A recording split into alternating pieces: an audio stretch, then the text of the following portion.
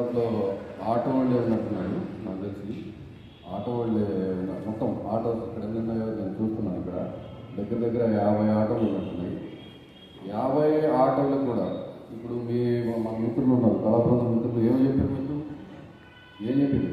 Seat belt పెట్టుకోవాలి, లేకపోతే ఏది ఒక ట్రిపుల్ రైడ్ చేయొద్దు, మందు తాగి నడపొద్దు, లేకపోతే ఏమేమి చెప్పిందో అసలు అన్నీ అందరికీ తెలుసు కదా. మళ్ళా అన్నీ మనం చేస్తూనే ఉంటాం. మానవ లక్షణం అది, మానవ లక్షణం కాదు కదా. మానవ లక్షణం కాదు. మనం మైండ్కి ఏది చేయాలనుకుంటే అది చేసుకుంటాం.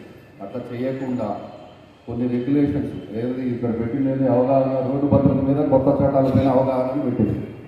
రోడ్డు భద్రత అనేది అందరికీ తెలుసు, ప్రతి ఒక్కడు ఎవరిది ఆడు చేయాలన్న సంగతి తెలుసు. కానీ మనం ఎంతమందికి చేస్తున్నాం, ఎంతమంది చేస్తున్నారు? ఇక్కడ ఎంతమంది ఎక్కించుకుంటారు? ఆటోలు ఎంతమంది ఎక్కించుకుంటారండి మీరు? ఇక్కడ చెప్పరుగా? ఎవరైనా చెప్పగలరా? ఒక్కళ్ళు కూడా నోరు మీద పడరు. ఎందుకంటే అందరూ తప్పు చేస్తున్నారు. అందరూ తప్పు చేస్తారు.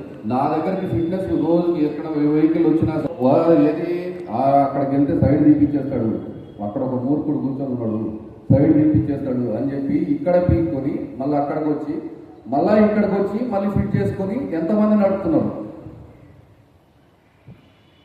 నాకు అంటే ఎందుకంటే ఇలాంటి మీటింగ్లు పెట్టి ఎంతో ఖర్చుతో కూడుకొని ఎంత పై లెవెల్లో ఎస్పీ గారు ఇంత వ్యయంతో ఆర్గనైజ్ చేసి మిమ్మల్ని అందరినీ ఇక్కడ తీసుకొని కూర్చోబెట్టి మేమందరం ఇక్కడికి వచ్చి టైం చెప్పి ఇదంతా మీకంతా ఇప్పుడు ఎస్ఐ గారు కానీ, ఇప్పుడు వచ్చిన సిఐ గారు కానీ, డిఎస్పీ గారు కానీ ఎవరైనా కూడా ఏం చెప్తారు మీకు? రోడ్డు భద్రతగా చాలా ఉండండి బాబు, మీ అంత పద్ధతిగా మీరు ఉండండి. ఎవరు ఏమి ఇక్కడికి వచ్చి మీకు అన్ని విధాలుగా ఇప్పుడు మీరు అర్థం చేసుకుని అనుకుంటాను. మీకు ప్రతి విషయం కూడా క్షుణ్ణంగా తెలిపినారు. నేను చెప్పడం కంటే కూడా ప్రతి విషయం పాటల రూపంలో మీకు ప్రతి విషయాన్ని కూడా ఎంత సూక్ష్మంగా చెప్పారంటే మీరు అర్థం చేసుకుంటే చాలా బాగుంటుంది. వాళ్ళకు నేను ప్రత్యేక అభినందనలు తెలుపుకుంటున్నాను. అలాగే నేను కూడా మీకు అన్నీ చెప్పినా కానీ మళ్ళీ కూడా చెప్పేది ఏంటంటే ప్రతిదీ కూడా మీరు ఆటో నడిపేటప్పుడు మీరు ఎక్కువ ప్యాసింజర్ లేకుండా ఈ యూనిఫామ్ పెట్టుకొని డ్రైవింగ్ లైసెన్స్, ఇన్సూరెన్సు, ఇంకా మీరు నడిపేటప్పుడు తాగి నడపడం కానీ ఇలాంటివి ఏం లేకుండా మీ జాగ్రత్తలు పాటించి నడిపిస్తే మీ కుటుంబం సంతోషంగా ఉంటుంది, మీరు సంతోషంగా ఉంటారు. నేను ప్రత్యేకంగా అదే చెప్తున్నాను. అందరూ నడుపుతారు సార్. సరే మీరు చక్కగా పోతున్నా ఏదో వస్తుంటారు, చూసుకొని నడుపుకోవాలి.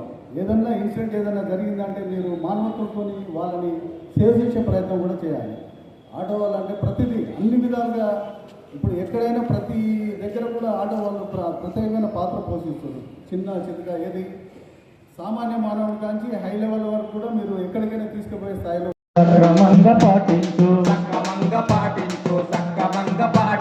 నిదానంగా పండు జోలి నీ గమ్యం చేరాలి,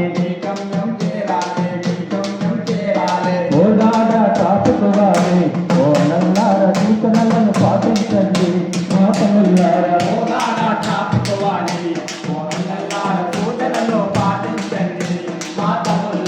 ఎక్కడ పడితే అక్కడ వాహనాలు నిలపరాదు, పార్టీల తలములోనే ఈ కళలను ఆపండి.